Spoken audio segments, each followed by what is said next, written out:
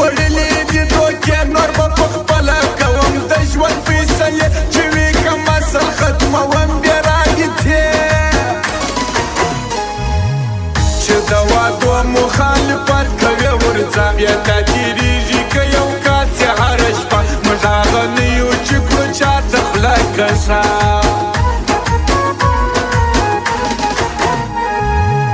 موږ په تمسه کې یې کړ نه پرېږدو یاره خپله راستې پر وروو لکه باره بخیلان یو په یار خورو بشي د ځان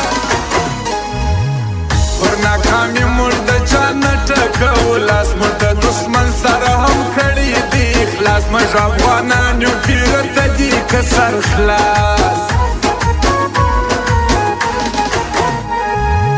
زما پر غریبه ورځې کړې د خندا زه یم حیرانه جب وصول دی د دنیا مخامخ یار پټ ګزار کوي درشه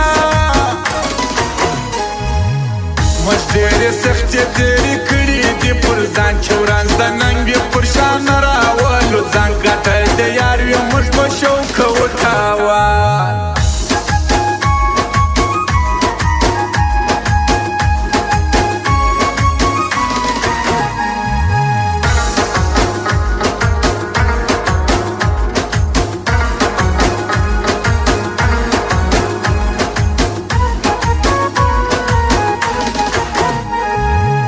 لکه چاره په مخه کړې وي روڼا ځینو سرزولو چې سیالي کول زما داسې مې مات کړه اوس کتی نسي درشه زه دا منم چې در وس تېر نه کېږي کار خو ځینې خلک بیا په خپل لاس کې ځان خوار هر مطلب یې کم اصل بولي د ځان یا واوره ډېر فرق ستا د ګیدړو د زمري در تا ټینګار معصوم په شوق ما کړي دي وکه باور موږ د شرمېږو په سیالې افغانستان ستا ښایست او ستا ښکلا ملي بیرغ و اتلان ستا بابا انشاءالله رابسي سمسور به دې کې بیا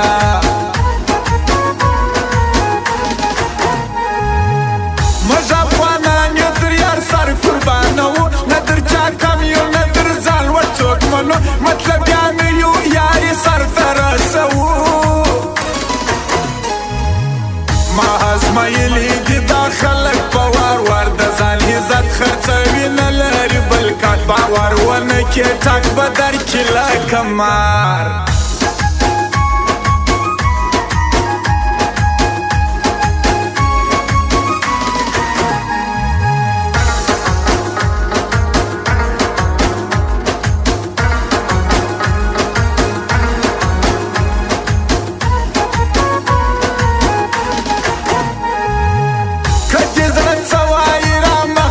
یو پلا هرکانه در باندې وکمه ولا په زور واکې کې موږ هم کم نه یو در چا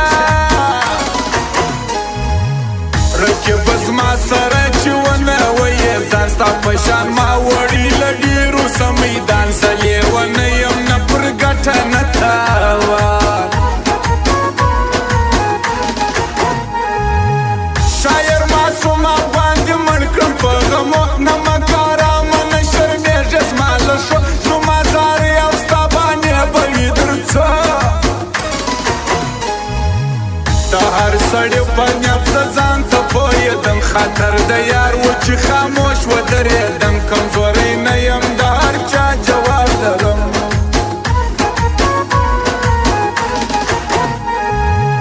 ټول یو افغان یو که د لر یو که د بر پر کورو سر زرغون بیرغ به ورکو سر د هر دښمن مخ ته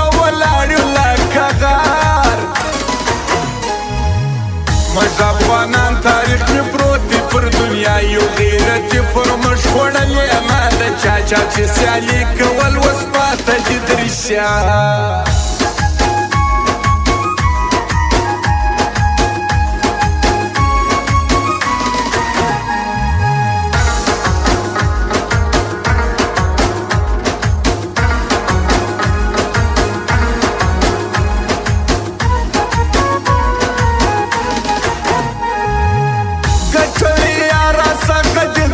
زما